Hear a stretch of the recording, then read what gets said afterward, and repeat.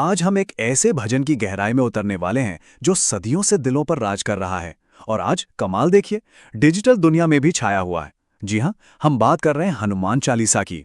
ये सिर्फ एक प्रार्थना नहीं है, ये आस्था और शक्ति का एक जीता जागता प्रतीक है। तो मन में ये सवाल तो आता ही है ना, कि भाई 400 साल से भी ज्यादा पुराना एक भजन आज के जमाने में ऑनलाइन इतना वायरल कैसे हो गया। इसके पीछे जरूर कोई गहरा मतलब या शक्ति छिपी है। चलिए इसी को समझने की कोशिश करते हैं। तो सबसे पहले ये समझते हैं कि हनुमान चालीसा आखिर है क्या। बहुत सिंपल शब्दों में ये अवधी भाषा में लिखे गए 40 छंदों या चौपाइयों का एक संग्रह है और इसकी रचना की थी महान कवि संत तुलसीदास जी ने। आज हम इसे कैसे समझेंगे? देखिए, हम इन 5 हिस्सों में इसे देखेंगे। पहले इसकी बनावट को, फिर इसकी शुरुआत को, फिर इसके नायक यानी हनुमान जी को, फिर इसके पाठ की शक्ति को और आखिर में देखेंगे इसकी कभी न खत्म होने वाली विरासत को। तो चलिए सबसे पहले इसी बात को पकड़ते हैं कि ये 40 छंदों का एक छोटा सा संग्रह आखिर इतना बड़ा फिनोमिनन, एक घटना कैसे बन गया और ये लोगों की जिंदगी पर इतना गहरा असर कैसे डालता है।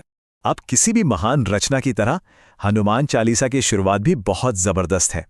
इसके जो शुरुआती छंद है ना, जिन्हें मंगलाचरण कहते हैं, वो एक तरह से भक्ति के लिए पूरा माहौल तैयार कर देते हैं। इसकी पहली ही लाइन देखिए, कितनी गहरी बात कहती है। श्री गुरुचरण सरोज रज निज मन मुकुर सुधारी। मतलब गुरु के चरणों की धूल से मैं अपने मन के शीशे को साफ करता हूं। भक्ति शुरू करने से पहले मन की शुद्धि, ये है पहला कदम। और कमाल की बात देखिए, ये प्रार्थना सीधे सीधे कुछ मांगने से शुरू नहीं होती, नहीं, बल्कि ये तो आध्यात्मिक सफर के लिए जरूरी चीजें मांगती हैं। बल, बुद्धि और विद्या, ताकि मन की जो कमियां हैं, जो अशुद्धियां हैं, उन्हें दूर किया जा सके। और अब हम आते हैं चालीसा के केंद्र में, इसके नायक श्री हनुमान।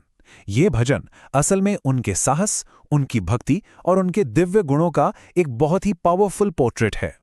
चालीसा में हनुमान जी को कई नामों से, कई उपाधियों से पुकारा गया है। उन्हें कहा गया है ज्ञान गुण सागर, यानी ज्ञान और गुणों का समंदर। अतुलित बल धामा, जिसके बल की कोई तुलना ही नहीं। पवन सुत और सबसे जरूरी रामदूत। ये सिर्फ नाम नहीं है, ये उनके चरित्र के अलग अलग पहलू दिखाते हैं। हनुमान जी की एक सबसे गजब की शक्ति थी, अपना रूप बदलने की, और उन्होंने इसका इस्तेमाल भी बड़े कमाल से किया।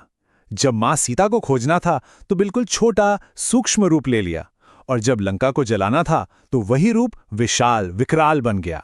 चालीसा में उनके कई महान कामों का जिक्र आता है।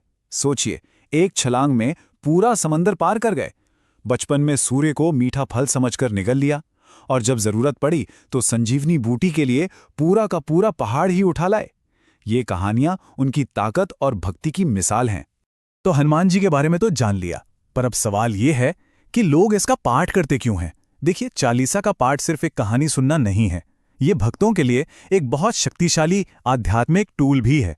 और इस पाठ का जो सबसे बड़ा वादा है, जो इसका सार है, वो इस एक लाइन में है, संकट ते हनुमान छुड़ावे।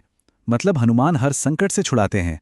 यही वो विश्वास है जो लाखों करोड़ों लोगों को इससे जोड़ता है।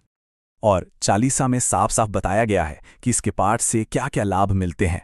माना जाता है कि ये रोग दूर करता है, हर तरह के दर्द को मिटाता है, भूत प्रेत और बुरी शक्तियों से बचाता है, मुश्किलों को दूर करता है, और हाँ, मन के डर को खत्म कर देता है।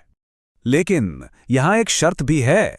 चालीसा कहती है कि ये सारे फायदे तभी मिलते हैं जब कोई पूरी सच्चाई और ईमानदारी से, मन, कर्म और वचन से हनुमान जी का ध्यान करे। मतलब ये सिर्फ तोते की तरह रटने की बात नहीं है, ये सच्ची भक्ति की बात है। चलिए, अब आखिर में हम इस भजन की जड़ों को और इसके अमर प्रभाव को देखते हैं, जो सदियों से लोगों को प्रेरणा देता आ रहा है। ये टाइमलाइन देखिए, कितनी कमाल की कहानी बताती है।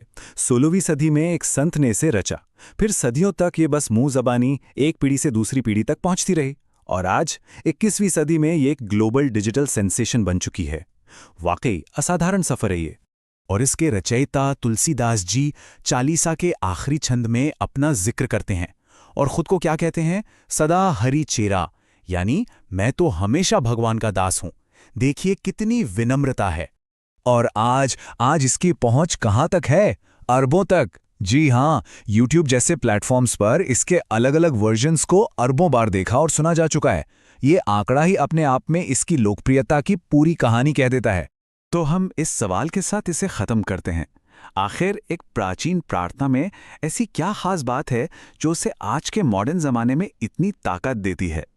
शायद उसका जवाब इसकी कविता में, लोगों के विश्वास में और मुश्किल समय में हिम्मत पाने की उस चाह में छिपा है जो हम